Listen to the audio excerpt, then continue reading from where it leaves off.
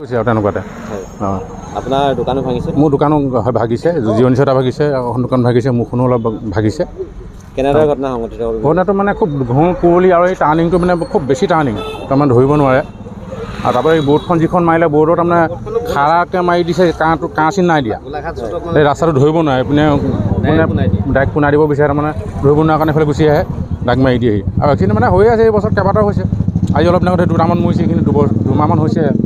তাৰমানে ৰাস্তাৰ যিটো টাৰ্ণিং আছে, টাৰ্ণিংটো মানে নিৰ্মাণদাৰসকলে দিয়া নাই। অঁ তেনেকুৱা হোৱা নাই যেনেকৈ হ'ব লাগে। আমি এইটোকে কৈছোঁ যে টাৰ্ণিংটো পাৰিলে অলপ পোনাই দিব পাৰিলে ভাল। বৰ্ডবোৰ অলপ হেৰি কম হৈছে, হয় তেনেকুৱা হৈছে কথাটো। সেই টাৰ্ণিংটোৰ কাৰণে বেছি দিগদাৰ হৈছে, টাৰ্ণিংটো পোনালে অলপ ভাল হয়। এতিয়া মেডিকেলত আছে। অঁ ৰাতি আমাৰ প্ৰশাসনৰ মানুহ আহিলে লৈ গ'ল। গাড়ীখন ক'ৰ পৰা আহিছিলে, ক'লৈ গৈছিলে? গাড়ীখন আপোনাৰ কোন জেগা বুলি কৈছে পাহৰিছোঁ মই।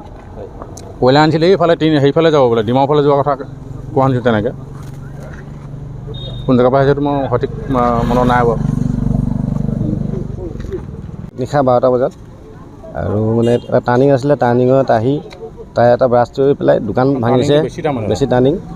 আৰু চোলা লাইট চাইট গোটেই ভাঙি ডিঙি আহি দোকানখন মানে এখন ভাঙি দিছে, এখন জিএনচিয়ে ভাঙিছে। দুখন দোকান ভাঙিছে। কিন্তু ড্ৰাইভাৰ মৰা নাই, কিন্তু বহি ভাঙিছে হেণ্ডিমেনৰ। এতিয়া হস্পিটেলত আছে বৰ্তমান। আৰু টাৰ্ণিংটোৰ কাৰণে হয় আমাৰ যিটো তিনিআলি চকটো আছে, সেই চকটো অকণমান গোল কৰিলে ভাল হয় নেকি, অলপ তিনিকুণীয়া হোৱাৰ কাৰণে চিধাই আহি আমাৰ দোকানবিলাকে ভাঙি প্ৰায়। কেইজন আছিলে? দুজন আছিলে।